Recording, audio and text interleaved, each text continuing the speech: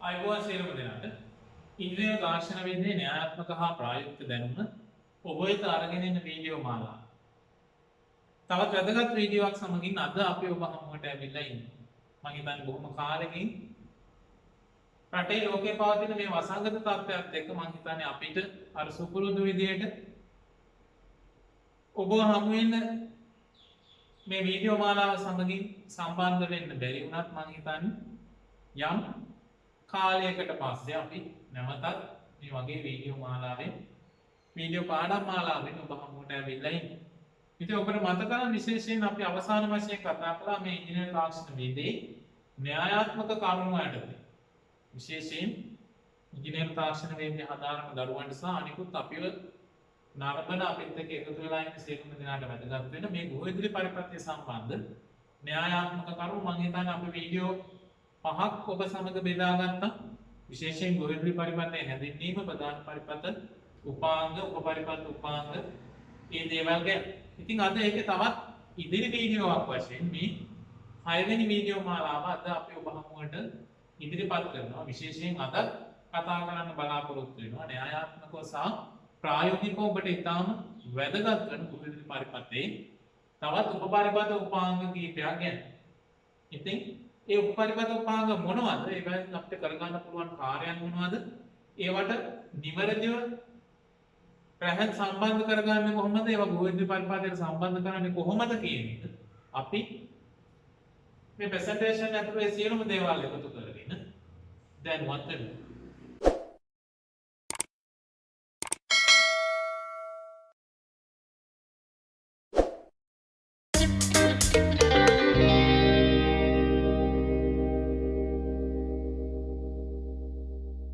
එතකොට අපි මුලින්ම බලමු අද අපි හඳුනා ගන්න කතා කරන්න යන උපපරිපත්‍ය උපාංග මොනවද කියලා. එතකොට ඔබට තීරේ දිස් වෙනවා. මුලින්ම අද අපි කතා කරන්න යන්නේ කෙවිලි පිටුවාන සම්බන්ධයෙන් ඉංග්‍රීසියෙන් හඳුන්වනවා සොකට් අවුට්ලට් කියලා.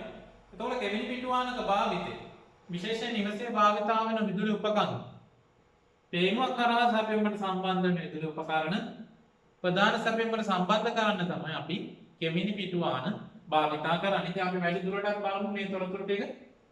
විදුලි වාරණ කෙවිලි හරහා ප්‍රධාන විදුලි සැපයීමට සම්බන්ධ කිරීමට මේවා යොදා ගන්න. අර මම කිව්වා කෙවිලි එහෙම නැත්නම් අපි හඳුන්වනවා පේනු කියලා ප්ලග් එකක් කරහා සම්බන්ධ වෙන සියලුම උපාංග සැපයීමට සම්බන්ධ කරන්න කෙවිලි පිටුවාන අපිට යොදා ගන්න පුළුවන්.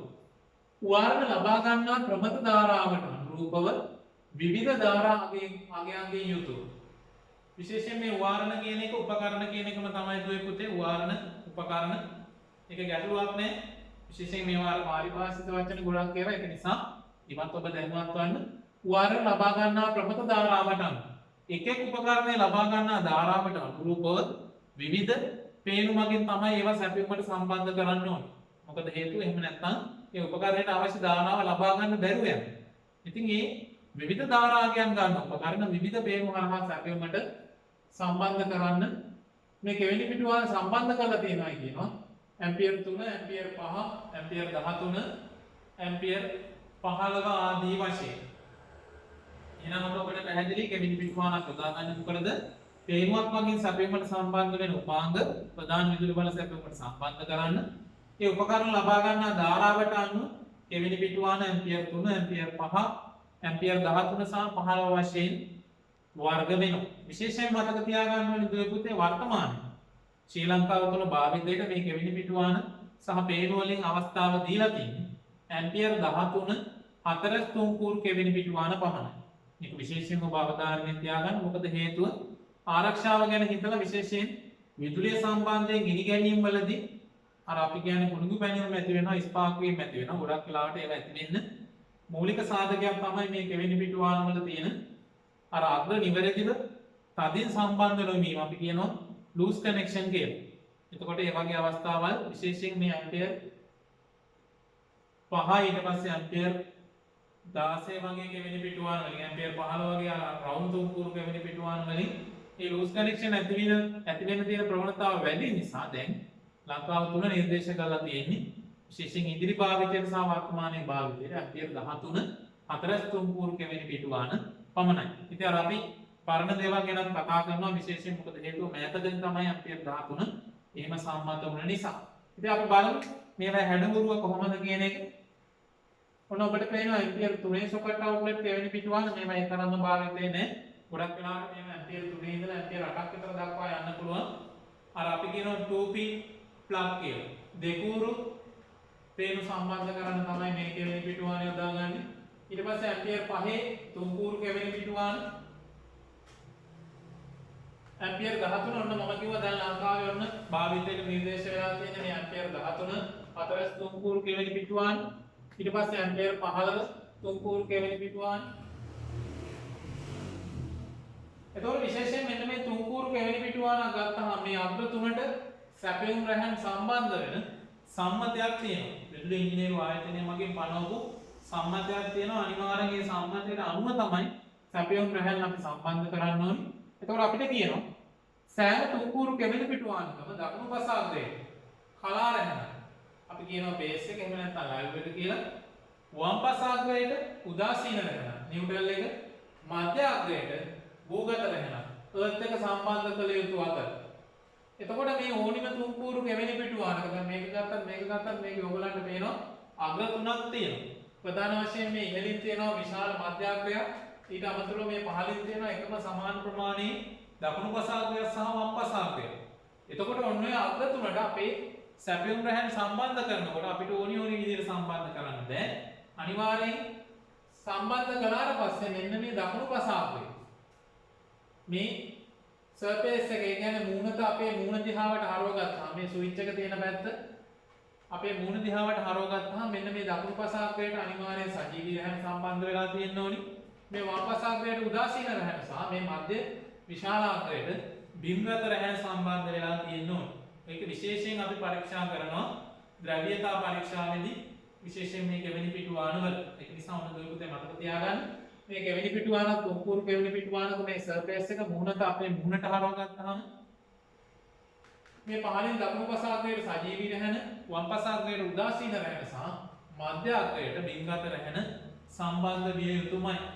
බැරි වෙලාවත් මේක මාරු වුණොත් මේ වම දකුණ මාරු වුණොත් එතකොට ඔබට හිතෙන්න පුළුවන් උපකරණය වැඩ කරන්නේ නැති වෙයිද කියලා. සමහර සංවේදී උපකරණ තියෙනවා නියුට්‍රල් පේස් මාරු වුණොත් හානි වෙන්න පුළුවන්. හැබැයි බහුතරයක් උපකරණ නියුට්‍රල් පේස් මාරු වුණා කියලා නෑ ගොඩක් වෙලාවට වැඩ කරනවා. හැබැයි ගැටලුවක් තියෙනවා මොකද්ද? ආරක්ෂාව සම්බන්ධයෙන් ගත්තාම මේ ස්විච් එකක් දාලා තියෙන්නේ මේ කෙවෙනි පිටුවානවල මේකට දෙන සැපයුම අපි උපකරණය සම්බන්ධ කරන්න කලින් විසන්ධි කරලා තියන්න ඕනේ නිසා. මොකද හේතුව එහෙම නැත්නම් ප්ලග් එක ගහනකොට අපිට අනුතුරක් වෙන්න පුළුවන්. ඒක නිසා ස්විච් එක ඕෆ් කරලා තමයි හැම වෙලේම අපි ප්ලග් එකක් ගහන්නේ. පේනුවක් කෙවෙනි පිටුවානකට සම්බන්ධ කරන්නේ හැම වෙලේම මේ ස්විච් එක ඕෆ් කරලා තමයි පේනුව සම්බන්ධ කරන්නේ. පේනුව සම්බන්ධ කළා ඉවර වෙලා තමයි අපි ස්විච් එක දාන්නේ. උපකරණේ විසන්ධි කරලා පේනුව ගලවනකොටත් අනිවාර්යෙන් මුලින්ම අපි ස්විච් එක ඕෆ් කරලා ඉන්න ඕනේ. හැබැයි ඉතින් ගොඩක් වෙලාවට ගොඩාක් භාවිතයේදී අපි මේවා පිළිපදින දේවල් නෙමෙයි. අපි ඔය ප්ලග් එක ගලවනවා පස්සේ ස්විච් එක ඕෆ් කරනවා. එහෙම නැත්නම් ස්විච් එක ඔන් එකේ තියෙද්දිම ප්ලග් එක ගහනවා ගලවනවා. ඉතින් ඒව ඇත්තටම ආරක්ෂාව සම්බන්ධයෙන් තියෙන ගැටලු. ඒතකොට මම කියන්නේ මේ වම් පස අග්‍රයට සහ දකුණු පස අග්‍රයට සැපයුම් රැහන් සම්බන්ධ වීම මාරු වුණොත් ඒ කියන්නේ වම් පස අග්‍රයට සජීවී රැහන සම්බන්ධ වුණොත් මෙන්න මේ ස්විච් එක හරහා මේ කෙවෙනියට එන මෙතනට එන සැපයුම විසන්ධි වෙන්නේ නැහැ. ඒක මාරු වුණොත් විසන්ධි වෙන්නේ නැහැ. මොකද හේතුව වම දකුණ මේ අග්‍ර දෙක මාරු වුණොත් උදාසීන අග්‍රය තමයි ස්විච් එක හරහා ඔන් ඕෆ් වෙන්නේ. සජීවී රැහන කියන සැපයුම එන්න මේ වම් පස අග්‍රයේ දිගටම තියෙනවා. ඒක නිසා විශේෂයෙන් කෙවෙනි පිටුවානකට රැහන් සම්බන්ධ කරනකොට අග්‍ර තියෙන පැත්තේ කියන්නේ ටර්මිනල් පැත්තේ අපිට ඉංග්‍රීසි අකුරු වලින් සම්මත අක්ෂර වලින් දක්වලම තියෙනවා.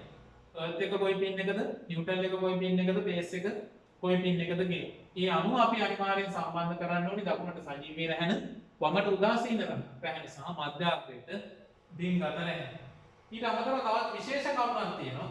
මේ ඕනෑම කෙවෙනි පිටුවාන අපි භාවිතා කරන නිවසේ භාවිතා කරන කෙවෙනි පිටුවානක උපරිම විභව බැස්ම තියෙන්න පුළුවන් 4%.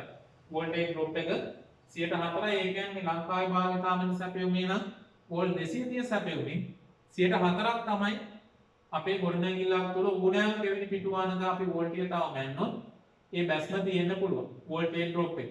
ඊට වඩා වැඩි නම් බොහෝ විට අපි භාවිතා කරලා තියෙන විදුලි රැහැන ගැළපෙන විදුලි රැහැනක් නෙමෙයි. එහෙම නැත්නම් අපි ගැළපෙන උපපරිපත ක්‍රමවේදයක් අනුගමනය කළා නැහැ. එහෙනම් දුවේ පුතේ විශේෂයෙන් මතක තියාගන්න අපේ විභාගය සඳහා මුහුණ දෙන දරුවෝ නිතරම බහුවර්ණ ප්‍රශ්න සඳහා විමසන ප්‍රශ්නයක්. තුන්කූරු කෙවිනි පිටුවාහනක සජීවී රැහැන සම්බන්ධ වෙන්නේ දිශාව සහ සජීවී රැහැන සම්බන්ධ වෙන්නේ මොන අග්‍රයටද? ඊට පස්සේ උපරිම විභව බැස්ම කීයද කියන්නේ. සජීවී රැහැන සම්බන්ධ වෙ යුත්තේ දකුණු පස අග්‍රයට සහ උපරිම විභව බැස්ම 104කට වැඩි නොවිය යුතුයි. ඔන්න එහෙනම් විශේෂයෙන් මතක තියාගන්න.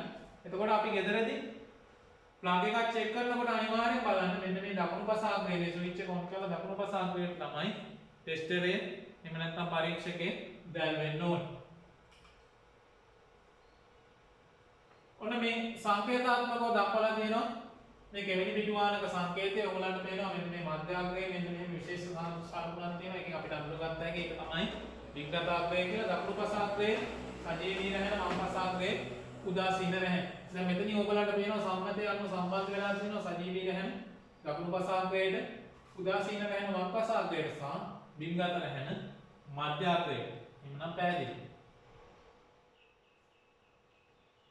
ඊට අමතරව විශේෂයෙන් මේ වර්තමානයේ වෙනකොට අර අපි කතා කරනවා මේ විශේෂයෙන් පරිගණක ආශ්‍රිත ස්මාර්ට් ජංගම දුරකථන ආශ්‍රිත යුගයක් ඇවිල්ලා තියෙනවා. එතකොට විශේෂයෙන් මේ ජංගම දුරකථන ආරෝපණය කරගන්නේ Android ජංගම දුරකථන භාවිතයේදී විශේෂයෙන් මේවා ආරෝපණය කරගැනීමේදී මේ USB කියන පහසුකම charger ඇවිල්ලා තියෙනවා USB. එතකොට වර්තමානයේ කෙවිනි පිටුවාහන වලටත් මේ USB කියන පහසුකම ඇවිල්ලා තියෙනවා. එතකොට අර අපි සාමාන්‍යයෙන් කතා කරන ඇම්පියර් 5 ඇම්පියර් 13 ඇම්පියර් 15 කෙවිනි පිටුවාහන වලට අමතරව විශේෂයෙන් මේ USB පහසුකම තියෙන කෙවිනි පිටුවාහනක් භාවිතය ඇවිල්ලා තියෙනවා. මේ ඔයගලන්ට පේනවා මෙතන විශේෂයෙන් මේ බහුධාරා කෙවිනි පිටුවාහන. බහුධාරා කෙවිනි පිටුවාහන මේ මල්ටි සොකට් අවුට්ලට් එකක්. මේකේ ඔයගලන්ට පේනවා විශේෂයෙන් ඇම්පියර් 5 ඇම්පියර් 13 ඊට පස්සේ ඇම්පියර් 3 ඩෝපින් මේ වගේ ගොඩක් කෙවිනි පිටුවාහන සම්බන්ධ කරන්න පුළුවන්. මෙතන ගත්තොත් ඒකත් ඒ විදිහම තමයි මේ ඔයගලන්ට පේනවා. ඊට අමතරව මෙතන මේ USB කෙවිනියක් තියෙනවා. මේක අපිට හොඳටම බලා ගන්න පුළුවන් අන්න 2 පින් එක සම්බන්ධ කරන්න පුළුවන්. ඊට පස්සේ ඇම්පියර් 13 හතරස් තුන්කූරු ඇම්පියර් 5 රවුම් තුන්කූරු ඊට අමතරව USB කේබල් එකත් සම්බන්ධ කරන්න පුළුවන්. වෝල්ට් 5යි ඇම්පියර් 2ක සැපයුමක් තියෙනවා. එතකොට වර්තමානයේ මේ වගේ කෙවිනි පිටුවාහනක් වන්න ඔබට මිලදී ගන්න පුළුවන්. ඊට අමතරව විශේෂයෙන් මේ තාක්ෂණ විශ්වවිද්‍යාල යටතේ අපි ගෘහස්ත සැපයුමට අමතරව කර්මාන්ත ගැන ඉතා කෙටියෙන් කතා කරනවා. කර්මාන්තමය භාවිතය විශේෂයෙන් මෝටර් වර්ග සඳහා ඒ වගේ විදුලි උපකරණ සඳහා හීටර්ස් ඒ වගේ ලොකු උපකරණ සඳහා ගොඩක් වෙලාවට මේ අපි ගෘහස්තව භාවිතා කරන කෙවිනි පිටුවාහන වලට වඩා කර්මාන්තමය කෙවිනි පිටුවාහන කර්මාන්තමය භාවිතය සඳහා ඉන්ඩස්ට්‍රියල් සොකට් අවුට් කර්මාන්තමය කෙවිනි පිටුවාහන කියලා වෙනම වර්ගයක් තියෙනවා. ගෙවල් වල එච්චරම භාවිතා වෙන අඩුයි. ඒකට හේතුව තමයි ටිකක් ඒවා අර හැඩය සහ සැකස්ම ගත්තොත් ඒක ටිකක් රළු. ඉතින් කර්මාන්තමය භාවිතයේදී මේව භාවිතා වෙනවා. ඔබට දකින්න පුළුවන් මේ industrial socket outlet industrial socket ඊට පස්සේ ඒවට සම්බන්ධ කරන සොකට් අවුට්ලට් ඒවට සම්බන්ධ කරන සොකට් එක මේ පේනු මේව ගොඩක් වෙලාවට අපිට කර්මාන්තමය භාවිතයෙන් තමයි දකින්න පුළුවන්. ඔන්න එහෙනම් ඔබ දැන් ඒ ගැනත් දැනුවා. කෙවිනි පිටුවාහන ගැන කතා කළාම නැතුවම බැරි දෙයක් තමයි පේනුවන. එතකොට විශේෂයෙන් ඔබ දන්නවා ප්ලග් ටොප් කියලා අපි හඳුන්වන්නේ පේනුව. එහෙම නැත්නම් කෙවිනිය කියලා අපි කියනවා මේ පේනුවක් කරහා තමයි ගොඩාක් උපකරණ වලට අපි සැපයුම සම්බන්ධ කරගන්නේ. රැහැනක් කරහා පේනුවට සම්බන්ධ වෙලා පේනුව කෙවිනි පිටුවාහනට සම්බන්ධ වීම වගේ තමයි විදුලි සැපයුම ලබා ගන්න. එතකොට පේනුව අරගන්න. පේනුවක කාර්යය අපි ගත්තොත් එහෙම විදුලි වාහන විතර කෙවිනි පිටුවාහන හරහා රැහැන් වගේ විදුලි සැපයුම ලබා ගැනීම පේනුව යොදා ගන්න. ඒක පැහැදිලි අපි කතා කළා. කෙවිනි පිටුවාහන හරහා උපකරණයකට සැපයුමක් ගන්න නම් පේනුවක් අවශ්‍යයි. වාර ලබා ගන්නා ප්‍රමිත ධාරාවට අනුරූපව විවිධ ධාරාගයන්ගේ යුතු පේනු වර්ග නිපදවා ඇත. එතකොට මෙතනත් අර කෙවිනි පිටුවාහන වල ධාරාගයන් අනුරූපව ඒක හැඩය ප්‍රමාණය වෙනස් වෙනවා වගේම පේනුවත් ඊට අනුරූපව වෙනස් වෙනවා. ඒක ගැටලුවක් නෑ අපට පැහැදිලි. ශ්‍රී ලංකාව තුළ භාවිතය සඳහා වර්තමානයේ නිර්දේශිත ඇම්පියර් 13 4 තුන්කූරු කෙවිනි පිටුවාහන වර්ගය. ඒක මම කලින් සඳහන් කළා. දැන් ඉන්න සියලුම උපකරණ වල ප්ලග් ටොප් එක පේමුව තියෙන්නේ ඔබ දැක්කොත් ඔබේ ෆෝන් චාර්ජර් ඊට පස්සේ රවුටර් එක මේ සියලුම උපකරණ වල ඇම්පියර් 13 43 පුරු මොකද හේතුව ලංකාවට දැන් භාවිතයට නිර්දේශ කරලා තියෙන්නේ ඇම්පියර් 13 කෙවිනි පිටුවාන සහ ප්ලග් ටොප් පමණක් නිසා.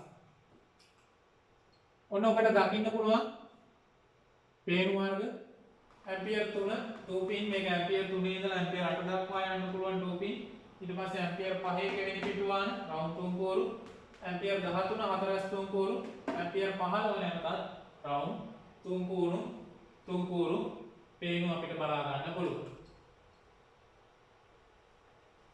ඊගාට අපි යනවා තවත් උපපරිපත උපාංගයක් සම්බන්ධයෙන් විශේෂයෙන් විදුලි පහන් සම්බන්ධයෙන් කතා කරද්දී තාම වැදගත් වෙන උපපරිපත උපාංගයක් අපි කතා කරනවා පහන් ධාරක ලැම්ප් හෝල්ඩර්ස්.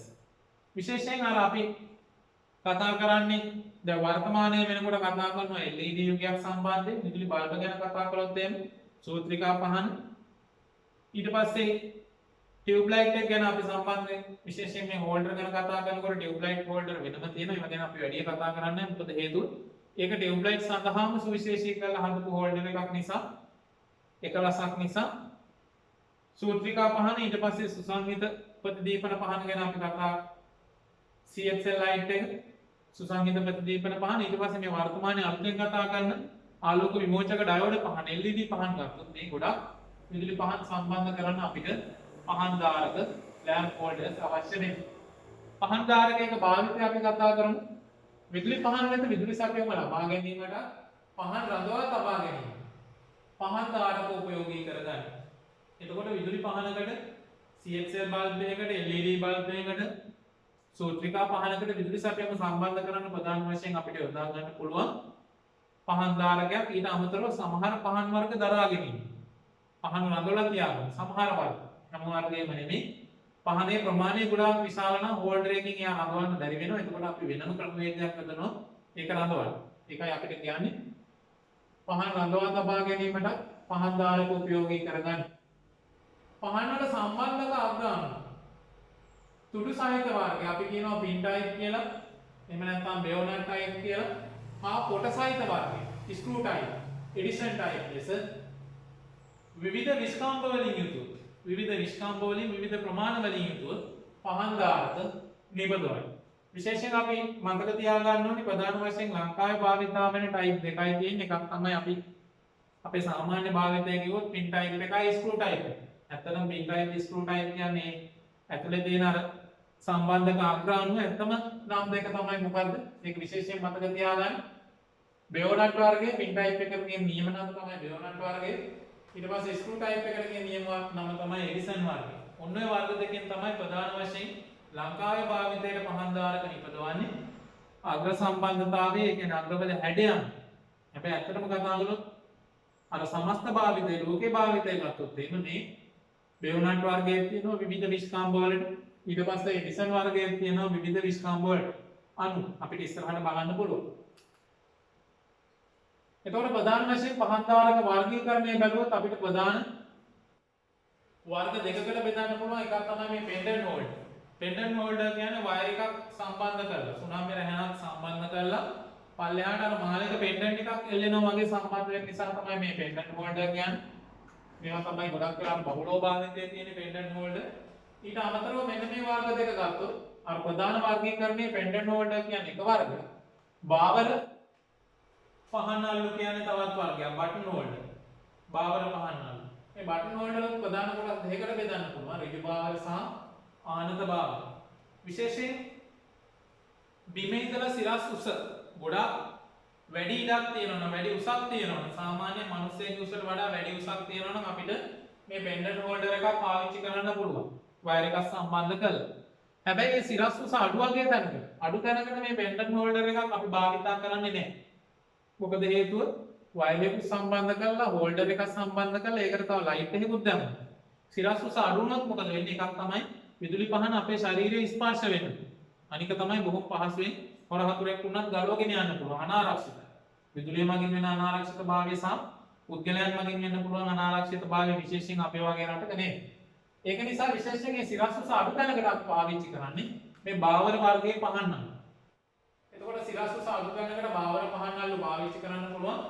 ඒකෙන් තිරස්තලයකට ඔන්න විශේෂයෙන් මතක තියාගන්න.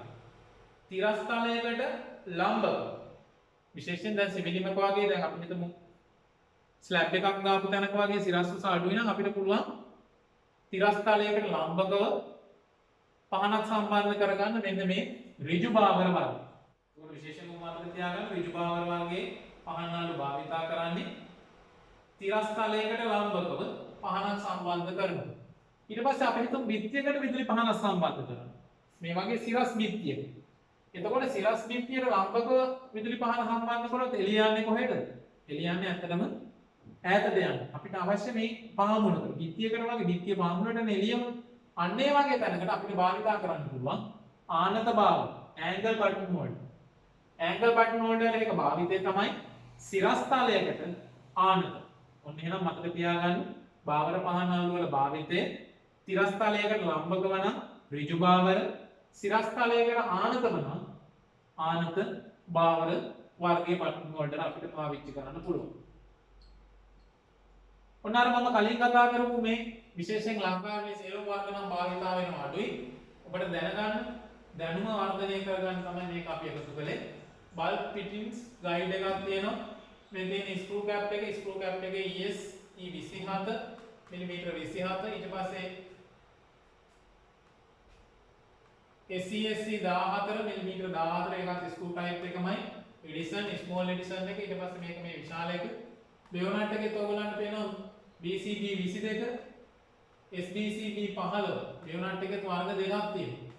මේකේ ගොඩක් වෙලා ලංකාවේ මිලිමීටර 22 ටයිප් එක සහ මෙතන 27 තමයි වැඩිපුරම භාවිතා වෙන්නේ. ඊට අමතරව ඔබට බලන්න පුළුවන් මේ තවත් ගොඩක් හෝල්ඩර්ස් වර්ගවලට ගැලපෙන්න විදුලි පහන් වල මේ සැපයුම් අග සකස් කරලා තියෙනවා. ඉතින් දැන් මට මේවත් එකතු කරගන්න. ඒකේ වැඩිපුරම භාවිතය තියෙන ලංකාවේ මේ 22 සහ 27 කියන වර්ග දෙක තමයි ගොඩක් වෙලාට භාවිතයේ තියෙන්නේ.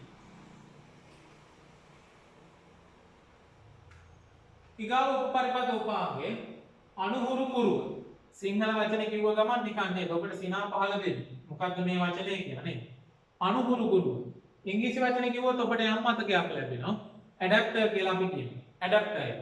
ඇඩැප්ටර් එක මොකටද පාවිච්චි කරන්නේ? අපි බලමු මොකටද පාවිච්චි කරන්නේ කියලා. පහන් ධාරකයක සිට తాමකාලික විදුලි සැපයුමක් වෙත සැපයුම ලබා ගැනීම සඳහා අනුහුරු පුරුව උපයෝගී කරගන්න.